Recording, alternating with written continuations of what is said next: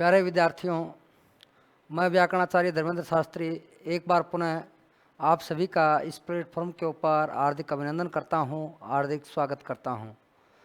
जैसा कि हम पिछली कक्षा में पढ़ रहे थे, कारक प्रकरण बहुत ही अच्छा प्रकरण है।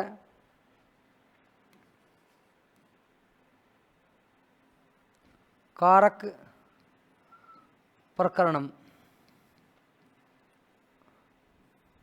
कारक प्रकरण के अंतर्गत अपन ने चर्चा की प्रारंभ में कर्ता कारक की, उसके बाद प्रारंभ किया था कर्ता कारक, कर्म कारक। कर्म में अपन ने पढ़ा कर्तुः इप्सितमं कर्म, कि कर्ता के द्वारा जो सबसे अधिक चाहा जाता है या जिसके लिए कर्ता क्रिया करता है उसे अपन बोलते हैं कर्म कारक। कर्म कारक का पहला सूत्र था कर्तुः इप्सितमं कर्म, और जो कर्म संज्ञा विधायक सूत्र था द्वितीय करने वाला सूत्र कर्मणि द्वितीय अपन ने पढ़ा था कि अनुक्ते कर्मणि द्वितीयाशात, कि अनुक्त कर्म में द्वितीय व्यक्ति का प्रयोग किया जाता है। अगला जो सूत्र आता है वो आता है तथा युक्तम च अनिप्सितम। तथा युक्तम च अनिप्सितम।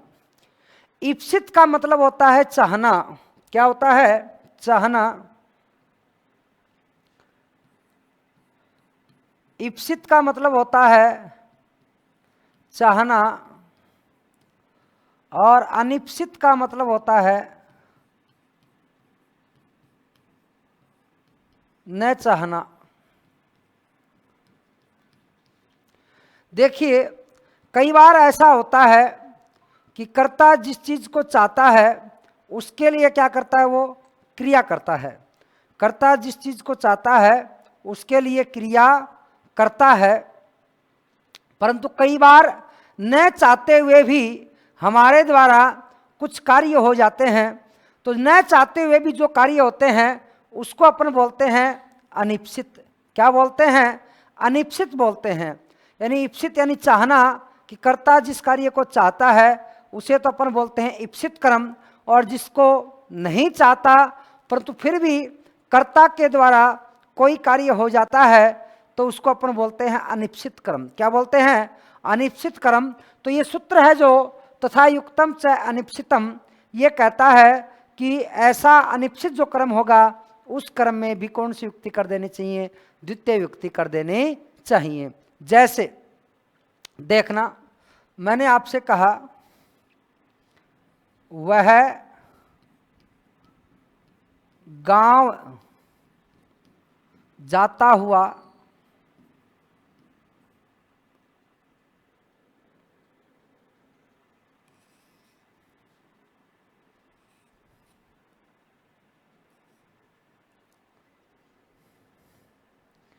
वह गांव जाता हुआ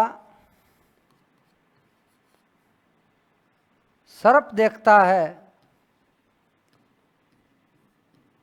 वह गांव जाता हुआ क्या देखता है?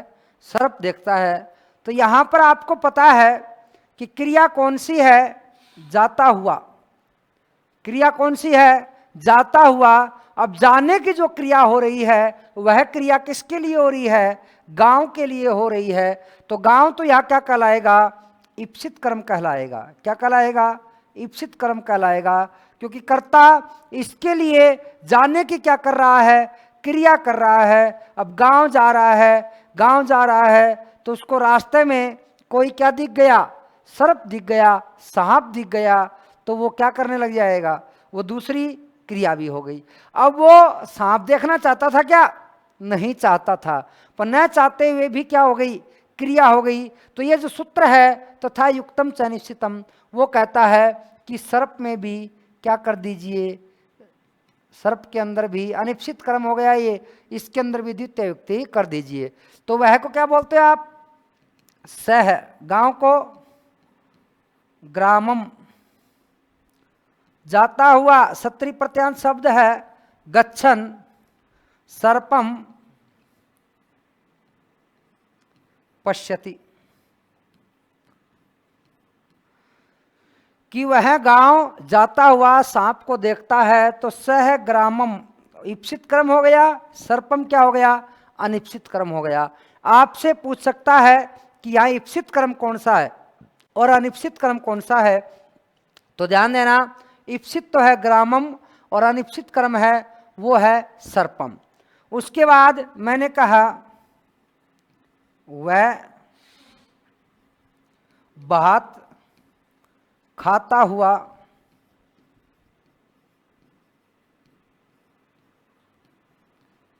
विष खाता है।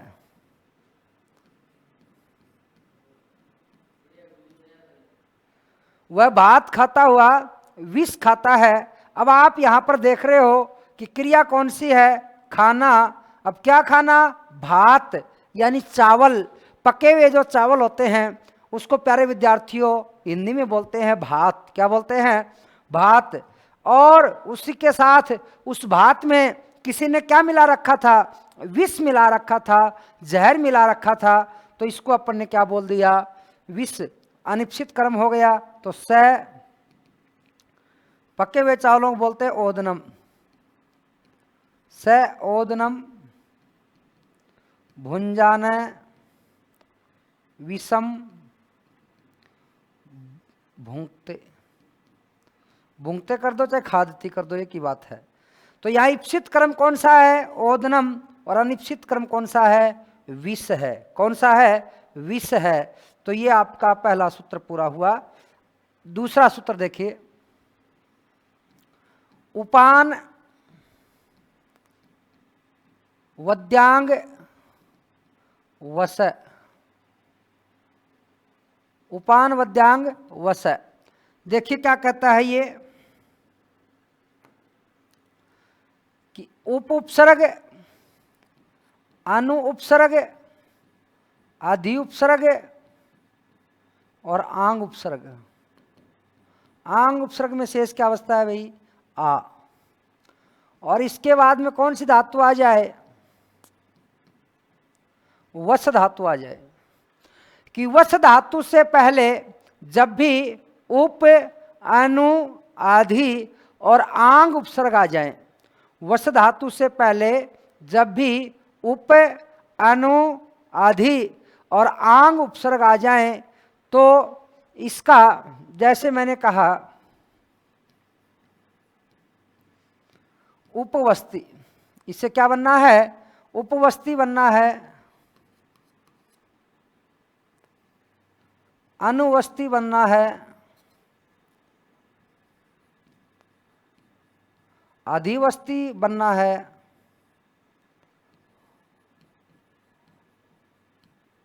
और आवस्ती बनना है।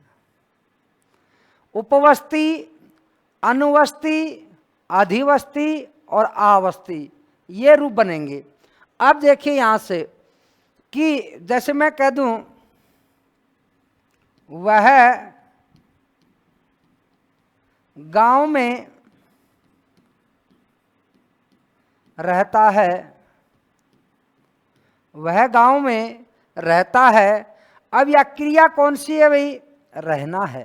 कौन सी क्रिया है, रहना है। कहाँ रहना है, गांव में रहना है। कहाँ रहना है, गांव में रहना है। अब गांव में रहना है तो आपको पता है आधारो अधिकरणम, कि क्रिया का स्थान, क्रिया का स्थान और जो समय होता है, क्रिया का स्थान और जो समय होता है उसे कहा जाता है आधार। क्या कहा जाता है, आधार कहा जाता है। कि क्रिया का जो भी स्थान और जो समय हो उसे अपन कहते हैं आधार। और आधार की क्या होती है, अधिकरण संज्ञा होती है। आधार की कौन सी संज्ञा होती है, अधिकरण संज्ञा होती है।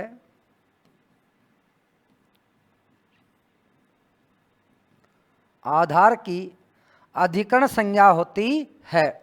तो यहां देखिए होना चाहिए इसमें अधिकरण कारक सप्तमी युक्ति होनी चाहिए, परंतु यह सूत्र उपान वद्यांग वस है। यह सूत्र कहता है कि वस धातु से पहले, वस धातु से पहले जब भी उप, अनु, आधि और आंग उपसर्ग जुड़ जाएंगे, वस धातु से पहले जब भी उप, अनु, आधि और आंग उपसर्ग जुड़ जाएंगे तो वहां अधिकरण कारक का निषेध करके कर्म कारक का प्रयोग कर दिया जाता है। वह को क्या बोलोगे? सह। गांव को क्या बोलोगे? ग्रामम उपवस्ति। स ग्रामम उपवस्ति। अगर देखिए, अगर उपसर्ग नहीं लगाते हो आप तो क्या बनेगा? स ग्रामे वसति। तो दोनों ही वाक्य क्या हैं? शुद्ध हैं। दोनों ही वाक्य क्या हैं? शुद्ध हैं। कि अगर वस धातु से पहले, अगर वस धातु से पहले आपने उपसर्ग लगा दिया, वस धातु से पहले आपने क्या लगा दिया? उपसर्ग लगा दिया, तो ध्यान देना क्या हो जाएगा? द्वितीय होगी। और अगर उपसर्ग नहीं लगाओगे तो कौन सी होगी? सप्तमी विभक्ति होगी। परीक्षा में प्रश्न जो आता है वो ये आता है कि यहाँ कौन से कारक का निषेध हुआ है। तो प्यारे विद्यार्थियों, आपको पता है यहाँ कौन से कारक का निषेध हुआ है? अधिकरण कारक का निषेध हुआ है। किसका निषेध हुआ है? अधिकरण कारक का निषेध हुआ है। दूसरी बात, आपसे पूछ ले कि यहाँ द्वितीय विभक्ति किस कारण से हुई है, यहाँ द्वितीय विभक्ति किस कारण से हुई है, तो ध्यान देना वस धातु से पहले उपसर्ग है। वस धातु से पहले क्या है? उपसर्ग है, इसलिए यहाँ द्वितीय विभक्ति हुई है। मैं कह दूं कि शिव पर्वत पर रहता है। शिव पर्वत पर रहता है तो क्या बन जाएगा? शिव है पर्वते अधिवस्ति, आवस्ति, उपवस्ति, अनुवस्ति। सॉरी,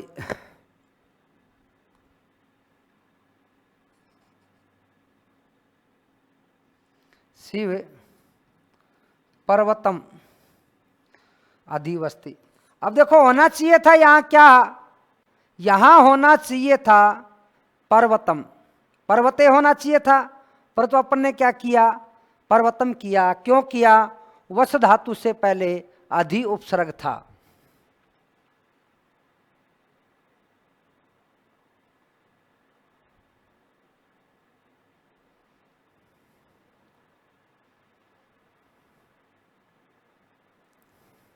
तो यहां वस धातु से पहले अधि उपसर्ग था, इस कारण से यहां क्या हो गया? कर्म कारक हो गया। बात समझ में आई कि नहीं आई? अगला आता है अकथितम च।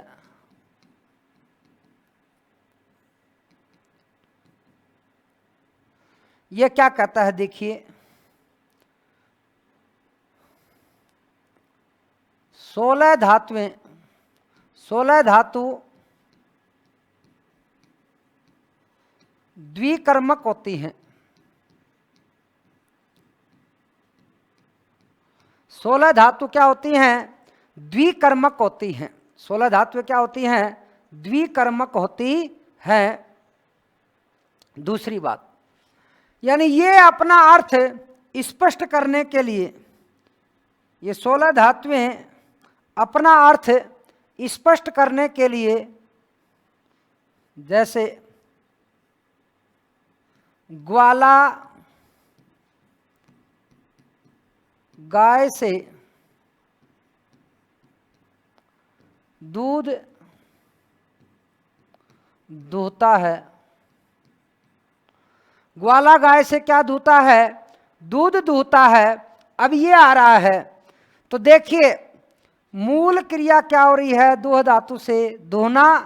अब क्या दूहना किसके लिए क्रिया हो रही है? दूध के लिए। क्रिया किसके लिए हो रही है? दूध के लिए हो रही है। तो ये दूध क्या कहलाएगा? मुख्य कर्म कहलाएगा। क्या कहलाएगा? मुख्य कर्म कहलाएगा। दूध, दूध क्या कहलाएगा? मुख्य कर्म कहलाएगा। अब किससे दूध दूह रहा है? गाय से। किससे दूध दूह रहा है? गाय से दूध दूह रहा है, तो गाय क्या कहलाएगी? गौण कर्म कहलाएगी। क्या कहलाएगी? गौण कर्म कहलाएगी। कि गाय तो गौण कर्म, क्योंकि गाय से दूध क्या हो रहा है? अलग हो रहा है। गाय से दूध क्या हो रहा है? अलग हो रहा है। तो जिससे वस्तु अलग होती है वहां अपादान कारक होता है। कौन सा कारक होता है? अपादान कारक होता है। तो यहां अपादान कारक होना चाहिए था, परंतु होता कौन सा है? गौण कर्म बोलेंगे इसको अपन। क्या बोलेंगे? गौण कर्म। यानी इसमें भी क्या कर देंगे अपन? कर्म कारक कर देंगे, द्वितीय युक्ति कर देंगे। तो ऐसी 16 धातुएं हैं जो विशेष रूप से अपादान कारक का निषेध करती हैं।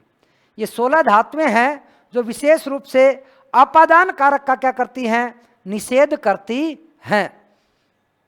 तो ऐसी कौन कौन सी धातुएं हैं देखिए, मैं लिखता हूं आपके सामने पहले। दू है, याच, पच, दंड और रुद्ध,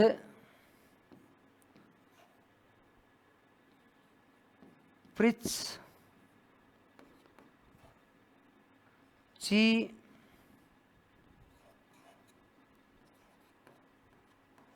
ब्रू, सास, जी, मथ, मुस, नी, हरी, वह और कृष। 16 धातुएं हैं। दुह, याच, पच, दंड, रुद्र, ची, ब्रू, सास, जी, मथ, मुस, नी, री, वह, कृष। इन 16 धातुओं के योग में प्रधान कर्म के साथ साथ, इन 16 धातुओं के योग में प्रधान कर्म के साथ साथ गौण कर्म में भी, इन 16 धातुओं के योग में प्रधान कर्म के साथ साथ गौण कर्म में भी द्वितीय विभक्ति का प्रयोग कर दिया जाता है। इन 16 धातुओं के योग में प्रधान कर्म के साथ साथ गौण कर्म में भी द्वितीय विभक्ति का प्रयोग कर दिया जाता है। अब इसका हिंदी अर्थ देखिए क्या होता है। दुह का मतलब है दुहना, याच का मतलब है मांगना, पच का मतलब है पकाना, दंड का मतलब है सजा देना, रुद्र का मतलब है रोकना, पृच्छ का मतलब है पूछना, ची का मतलब है चुनना, ब्रू का मतलब है कहना, सास का मतलब है उपदेश देना। क्या है? उपदेश देना। जी का मतलब है जीतना, मत का मतलब है मथना, मुस का मतलब है चुराना, नी का मतलब है ले जाना, ले जाना, हरि का मतलब है हरण करना, वह का मतलब है ढोना, कृष का मतलब है खींचना। देखिए 16 धातुएं द्विकर्मक धातु कहलाती हैं। ये 16 धातु क्या कहलाती हैं?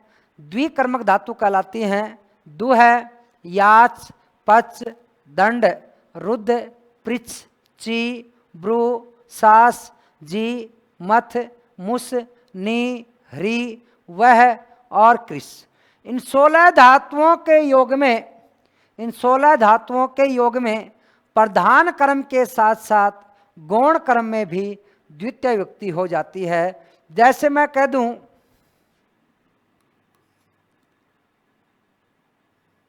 वह गाय से दूध दूहता है। वह गाय से क्या दूहता है? दूध दूहता है। अपने को पता है कि दूह धातु है वो दुहना अर्थ में होती है। कौन से अर्थ में होती है? दुहना अर्थ में होती है। कि दुहना अर्थ में होती है तो प्रधान कर्म तो दूध और गौण कर्म गाय, तो क्या बन जाएगा? सह गाम दुग्धम दोग्धी। वह तो कर्ता हो गया, गाम है ये गौण कर्म हो गया, और दुग्धम क्या हो गया? प्रधान कर्म हो गया, और दुहना क्या हो गया? क्रिया हो गया। मैं कह दूं कि वह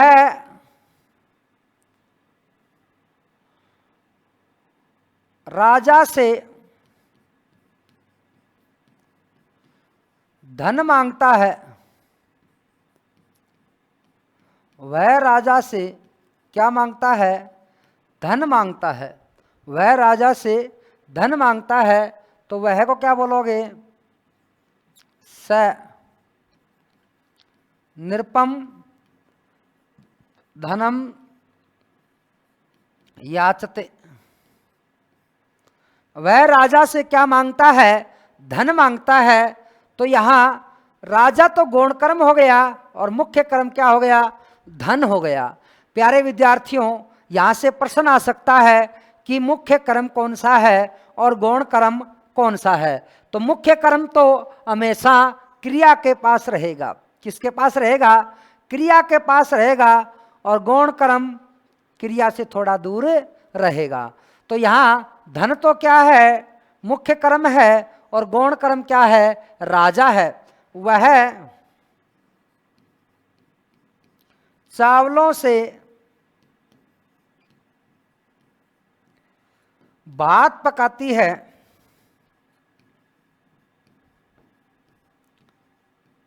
वह चावलों से भात पकाती है। अब आपको पता है यहाँ चावल हैं, कच्चे चावल जो हैं वह गौण कर्म है, और भात जो हैं वो क्रिया के नज़दीक हैं, वो मुख्य कर्म हो गए।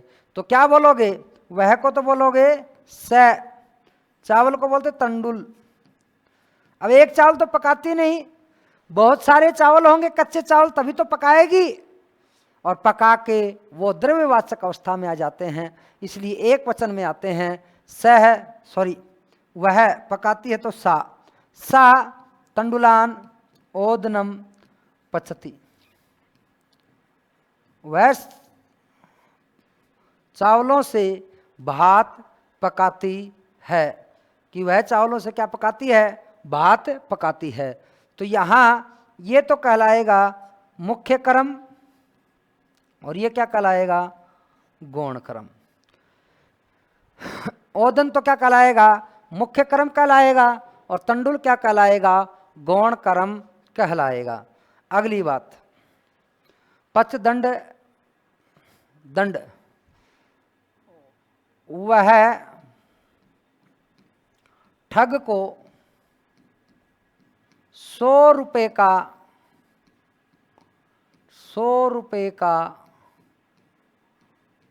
दंड देता है। वह ठग को 100 रुपए का दंड देता है। अब देखिए भाई, सजा देना, सजा किसकी दे रहा है? 100 रुपए की। किसकी दे रहा है? 100 रुपए की। किसको दे रहा है? ठग को दे रहा है। किसको दे रहा है? ठग को दे रहा है। तो क्या बन जाएगा कि सह सठम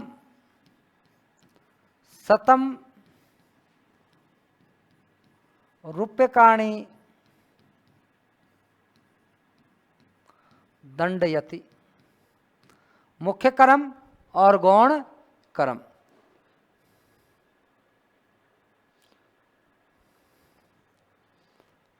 वह गाय को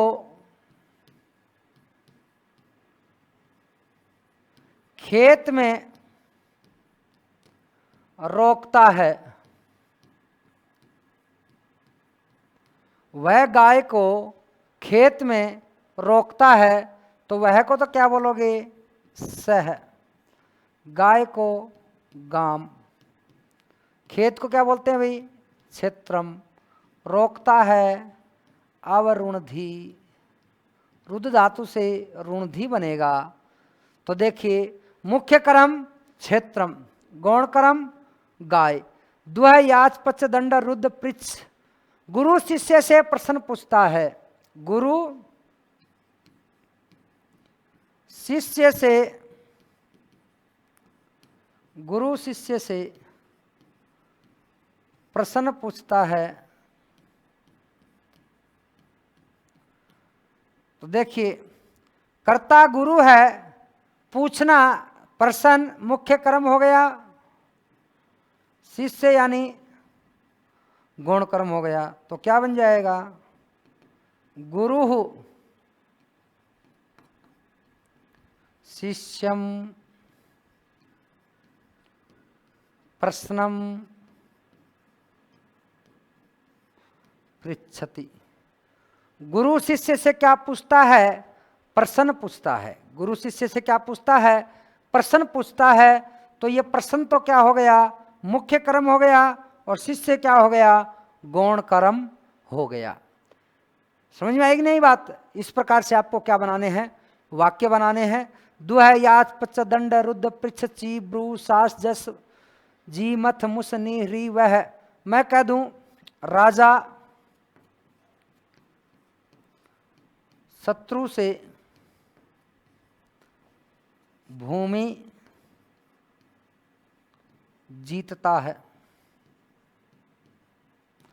राजा शत्रु से भूमि जीतता है, तो क्या बन जाएगा, राजा का राजा लिख दो, चाहे नृपा लिख दो, एक ही बात है।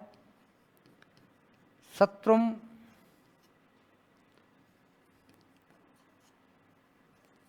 वसुधाम जयति।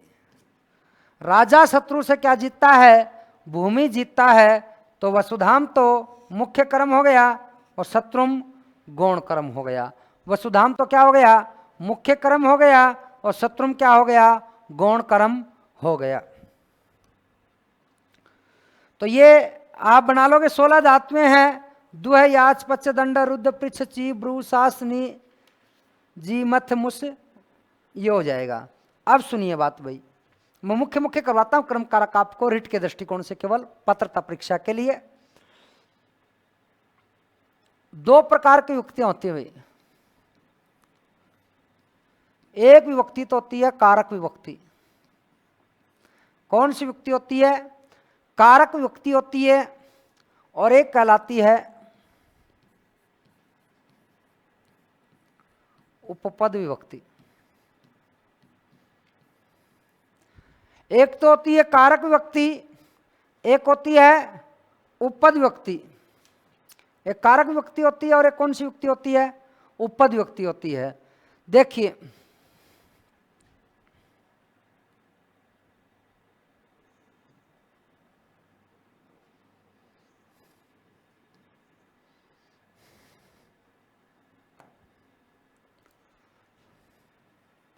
जब किसी कारक चिन्ह को, जब किसी कारक चिन्ह को आधार मान करके, जब किसी कारक चिन्ह को आधार मान करके किसी विभक्ति का, किसी विभक्ति का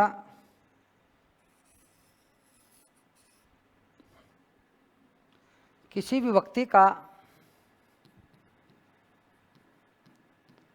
निर्धारण किया जाए, जब किसी कारक चिन्ह को आधार मान करके किसी विभक्ति का निर्धारण किया जाए, तो उसे कारक विभक्ति कहते हैं तो उसे कारक विभक्ति कहते हैं। जब किसी कारक चिन्ह को आधार मान करके, जब किसी कारक चिन्ह को आधार मान करके किसी विभक्ति का निर्धारण किया जाए, जब किसी कारक चिन्ह को आधार मान करके किसी विभक्ति का निर्धारण किया जाए तो उसे क्या कहा जाता है? कारक विभक्ति कहा जाता है। अगला है उपपद विभक्ति। जब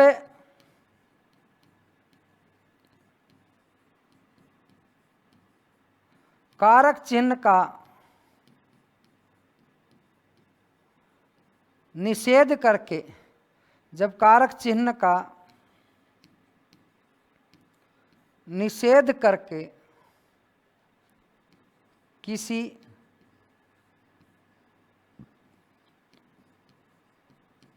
विशेष पद के योग में, किसी विशेष पद के योग में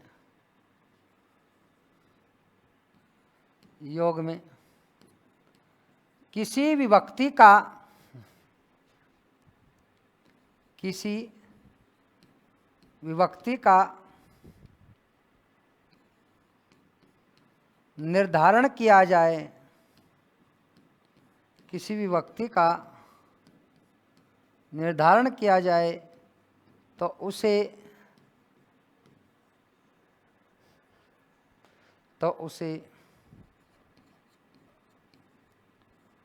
उपपद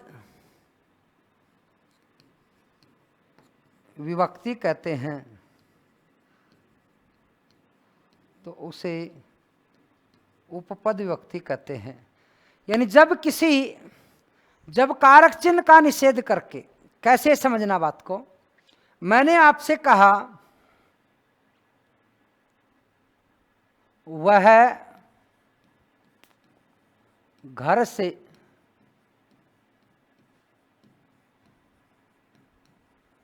विद्यालय को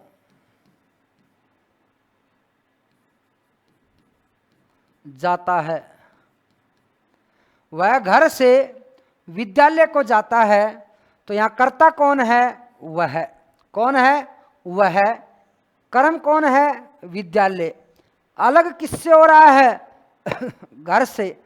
अपादान कारक, और ये को कारक चिन्ह आ गया, कर्म कारक हो गया। तो मैं इस वाक्य को बनाऊंगा, स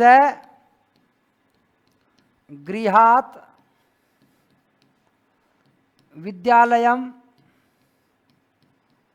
गच्छति। स गृहात् विद्यालयम गच्छति, कि वह घर से विद्यालय को जाता है। अब यह कारक चिन्ह क्या अर्थ था? को आया, से आया, इसलिए इसमें कौन सी युक्ति हुई? पंचमी युक्ति। इसमें कौन सी युक्ति हुई? द्वितीय युक्ति हुई। यह क्यों हुई? क्योंकि कारक चिन्ह इसका था और कारक चिन्ह के अनुसार ही विभक्ति का क्या किया गया? निर्धारण किया गया। अब मैं कह दूं विद्यालय के चारों तरफ वन है। विद्यालय के चारों तरफ क्या है? वन है। तो यहां कारक चिन्ह क्या आ रहा है? के आ रहा है। के का मतलब कर्ता ने कर्म को कर्ण से द्वारा संप्रदान के लिए अपादान से अलग होना, संबंध का के की, संबंध का के की। तो संबंध षष्ठी विभक्ति होनी चाहिए ना, परंतु अपन अभी पढ़ेंगे एक अभितय परितय समया निक्षा प्रतियोगे अपि, कि अभितय शब्द के योग में, परितय शब्द के योग में, समया के योग में, निक्षा के योग में, प्रति के योग में, हा के योग में द्वितीय युक्ति होती है। तो देखिए, विद्यालयम परितः वनः अस्ति, सॉरी वनम। अब देखिए भाई, यहां जो द्वितीय युक्ति हुई वो किस कारण से हुई? परितः के कारण से हुई। यहां जो द्वितीय युक्ति हुई वो किसके कारण से हुई? परितः के कारण से हुई है। कहने का मतलब क्या है? कहने का मतलब यही है कि जब किसी विशेष पद के योग में, जब किसी विशेष पद के योग में कारक चिन्ह का निषेध कर दिया जाए, जब किसी विशेष पद के योग में कारक चिन्ह का निषेध कर दिया जाए तो उसे अपन क्या बोलते हैं? उपपद विभक्ति बोलते हैं। क्या बोलते हैं? उपपद विभक्ति बोलते हैं। समझ में आ गई बात? यानी कारक चिन्ह के आधार पर अगर किसी विभक्ति का निर्धारण हो रहा है तो उसे अपन बोलेंगे कारक विभक्ति। क्या बोलेंगे? कारक विभक्ति। और जब किसी कारक चिन्ह का निषेध करके किसी विशेष पद के योग में किसी विभक्ति का निर्धारण कर दिया जाए तो उसे उपपद विभक्ति कहते हैं। प्यारे विद्यार्थियों, रिट में जो प्रश्न आना है वो 70 से 80% संभावना यही है कि उपपद विभक्ति के योग में आएगा। तो देखिए, पढ़ते हैं उपपद विभक्तियां कौन कौन सी हैं आपके। अभितः, परितः, समया, निक्षा, हा, प्रति। अभितः परितः समया निक्षा हा प्रतियोगे अपि। इसके साथ और भी शब्द लिखता हूं मैं कुछ। उभयतः, सर्वतः, धिक्,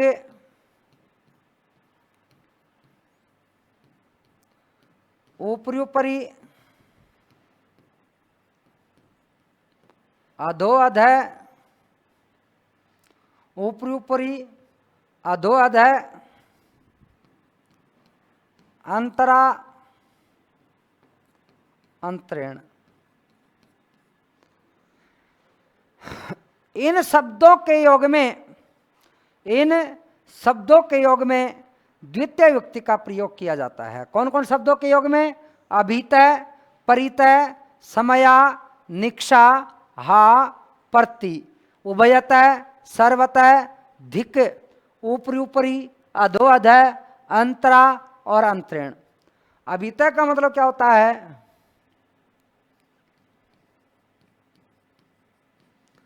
दोनों ओर। अभितः का मतलब होता है दोनों ओर।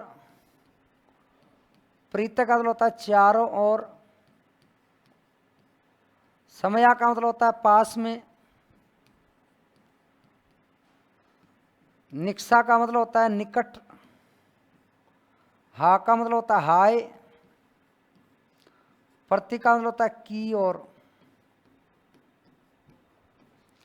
ओर। उभयतः, दोनों ओर। सर्वतः, सभी ओर। धिक् यानी धिक्कार। ऊपरी, ऊपर ही, ऊपर। अधो अधः, नीचे ही, नीचे। अंतरा यानी बीच में। अंतरेण यानी किए बिना। देखिए, इतने शब्द हैं द्वितीय युक्ति में, याद रख लेना इनको अच्छी प्रकार से। अभितः यानी दोनों ओर, परितः यानी चारों ओर, समया यानी पास में, निक्षा यानी निकट, हा यानी हाय, प्रति यानी की ओर, उभयतः यानी दोनों ओर, परितः सर्वतः यानी सभी ओर, धिक् यानी धिक्कार, ऊपरी, ऊपर ही ऊपर, अधो अधः नीचे ही नीचे, अंतरा यानी बीच में, अंतरेण यानी के बिना। सूत्राता अंतरा अंतरेण युक्ते द्वितीय। आप तो शब्द याद रख लेना। इन शब्दों में से ही पूछेगा कि अंतरा के योग में कौन सी युक्ति होती है, अंतरेण के योग में कौन सी युक्ति होती है, धिक् के योग में कौन सी युक्ति होती है, समया के योग में कौन सी युक्ति होती है, सर्वतः के योग में कौन सी युक्ति होती है। इन बातों को आप क्या रखेंगे, याद रखेंगे। जैसे उदाहरण देखते हैं अपन,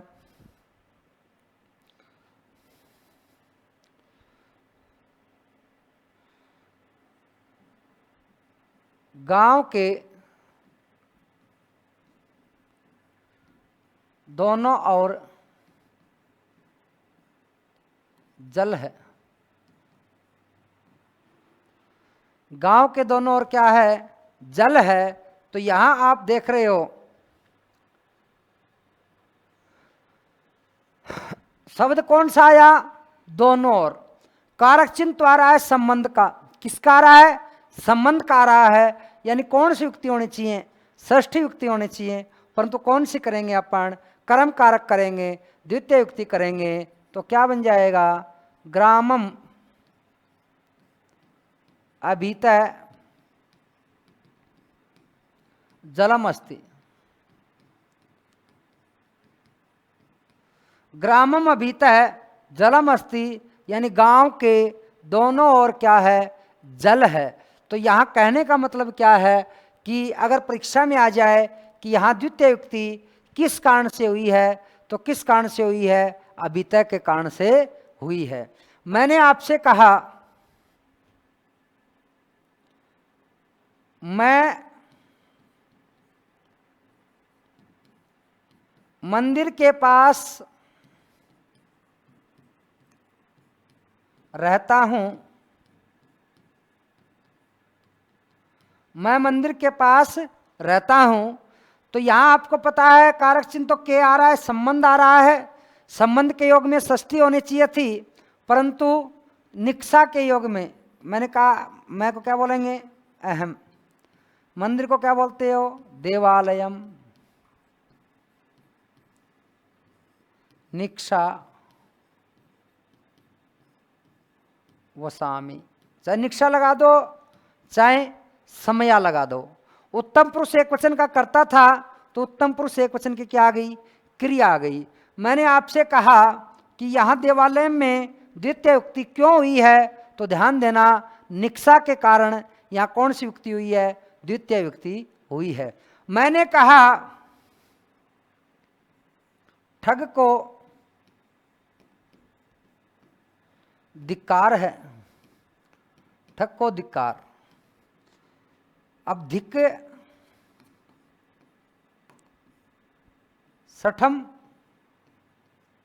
धिक सठम, धिक के योग में कौन सी युक्ति हो गई, द्वितीय युक्ति हो गई। मैंने आपसे कहा कि वह वन की ओर गया, तो स वनम की ओर, यानी प्रति अगच्छत,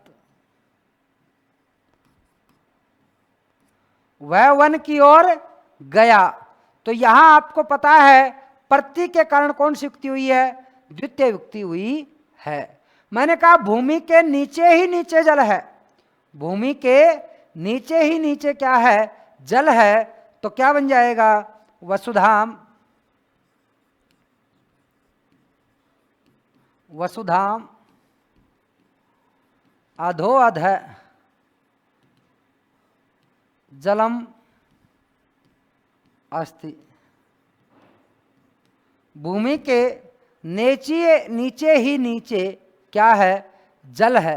ध्यान रखना, अध यानी नीचे, ऊपरी यानी ऊपर। अगर अकेले आ जाएंगे, मान लो अकेला अध आ गया, तो कौन सा कारक होगा, कारक चिन्ह के अनुसार कारक का प्रयोग करोगे। अगर अकेला आ गया कि बादलों के ऊपर वायुयान है, तो संबंध षष्ठी होगी। तो मैंने कहा कि बादलों के ऊपर ही ऊपर वायुयान है, बादलों के ऊपर ही ऊपर वायुयान है, यानी अधः शब्द, ऊपरी शब्द, अगर इसकी आम्लेडित संज्ञा होती है, यानी ये दो बार आता है। कितनी बार आता है, दो बार आता है। तो वहां आपको कौन सा कारक करना पड़ेगा, कर्म कारक करना पड़ेगा। कौन सी युक्ति करनी पड़ेगी, द्वितीय युक्ति करनी पड़ेगी। जैसे मैंने आपसे कहा बादलों के, बादल के मेघम ऊपरी ऊपरी वायुयानम अस्ति, कि बादलों के ऊपर ही ऊपर क्या है, वायुयान है। मैंने कहा कि तेरे और मेरे बीच में हरि है, तेरे और मेरे बीच में हरि है, तो अंतरा शब्द आ गया, तो क्या बन जाएगा, त्वाम, त्वाम तेरे और मेरे बीच में, माम तेरे और मेरे बीच में, अंतरा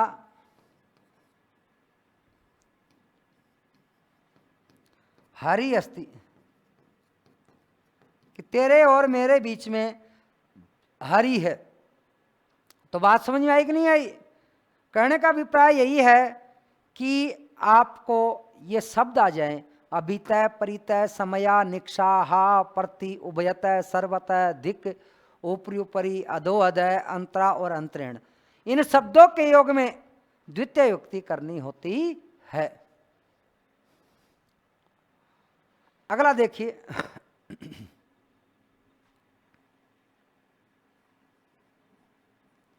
करण कारक, करण कारक। देखिए इसमें क्या होता है, साधकतमम करणम, साधकतमम करणम क्या कहता है, देखिए किसी भी क्रिया को पूरा करने में, किसी भी क्रिया को पूरा करने में जो सबसे अधिक सहायता देता है, किसी भी क्रिया को पूरा करने में जो सबसे अधिक सहायता देता है उसकी कर्म संज्ञा होती है। किसी भी क्रिया को पूरा करने में जो सबसे अधिक सहायता देता है उसकी कौन सी संज्ञा होती है, कर्म संज्ञा होती, सॉरी कर्ण संज्ञा होती है। जैसे मैंने कहा वह कलम से पत्र लिखता है, वह कलम से पत्र लिखता है। अब आपको पता है क्रिया कौन सी है, लिखना। कौन सी क्रिया है, लिखना क्रिया है। अब किससे लिख रहा है, कलम से लिख रहा है। लिखने की क्रिया को सबसे ज्यादा पूरा करने में सहायता कौन दे रहा है, कलम दे रही है। तो ये कौन सा कारक हो जाएगा, कर्ण कारक हो जाएगा। कौन सा कारक हो जाएगा, कर्ण कारक हो जाएगा। मैंने कहा वह बस से जयपुर जाती है,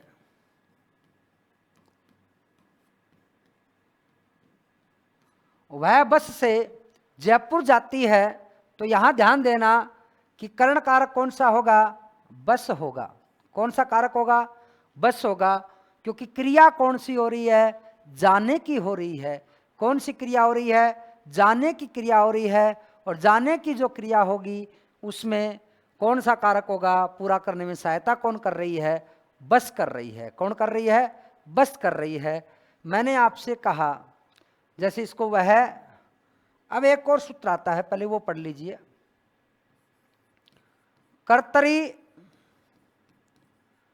कर्णयोस तृतीया,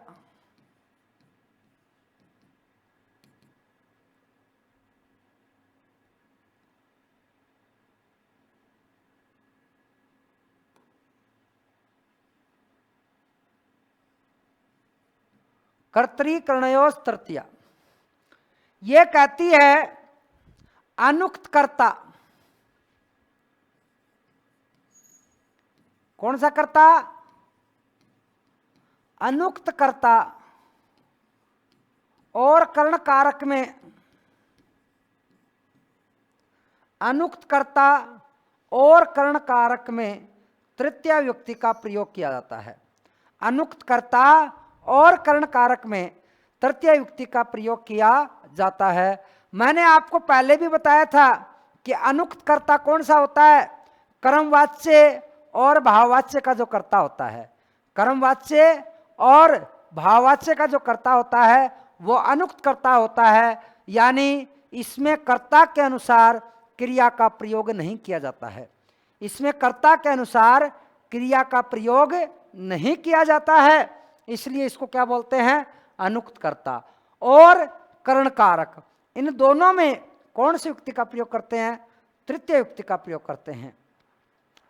यानी अनुक्त कर्ता और करण कारक दोनों में कौन सी युक्ति का प्रयोग किया जाता है, तृतीय युक्ति का प्रयोग किया जाता है। जैसे वह कलम से पत्र लिखता है तो वह को क्या बोलोगे, सह, कलम को कलमेन, सह कलमेन पत्रम लिखती। वह कलम से क्या लिखता है, पत्र लिखता है। सह कलमेन पत्रम लिखती, सह तो कर्ता का हो गया, कलम में कर्ण कारक हो गया, पत्र कर्म कारक हो गया। वह बस से जयपुर जाती है तो वह को क्या बोलोगे, सा बस यानेन जयपुरम जाती है तो गच्छति। वह बस से जयपुर जाती है, सह बस यानेन जयपुरम गच्छति। कहने का मतलब जो भी कर्ण कारक होगा, कर्ण कारक में कौन सी युक्ति करनी होती है, तृतीय युक्ति करनी होती है। अनुक्त कर्ता का उदाहरण और देखिए,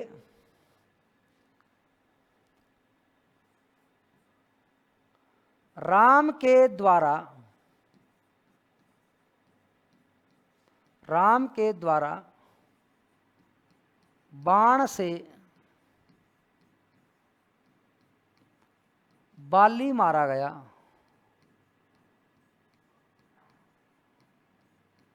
राम के द्वारा बाण से बाली मारा गया।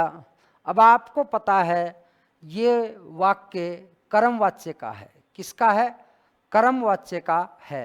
अब कर्ता है वो कैसा है, अनुक्त है।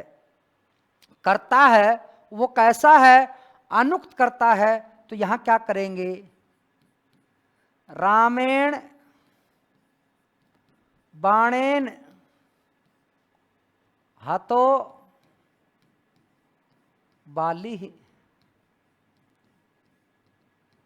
अब कर्ता कैसा है, यहां उक्त है। कर्ता कैसा है, उक्त है, सॉरी, कर्ता अनुक्त है और कर्म क्या है, उक्त है। यानी कर्म के अनुसार क्रिया का प्रयोग हुआ है। मारा गया भूतकाल था, इसलिए हन धातु इक्त प्रत्यय आपने पढ़ा था। और मैंने बताया था कि कत प्रत्यय का प्रयोग कर्मवाच्य और भाववाच्य में किया जाता है। तो रामेण बाणेन हतो बाली, मैंने कहा कि राम के द्वारा रावण मारा गया। राम के द्वारा, राम के द्वारा रावण मारा गया। राम के द्वारा रावण मारा गया। तो इसमें भी क्या करोगे, राम के द्वारा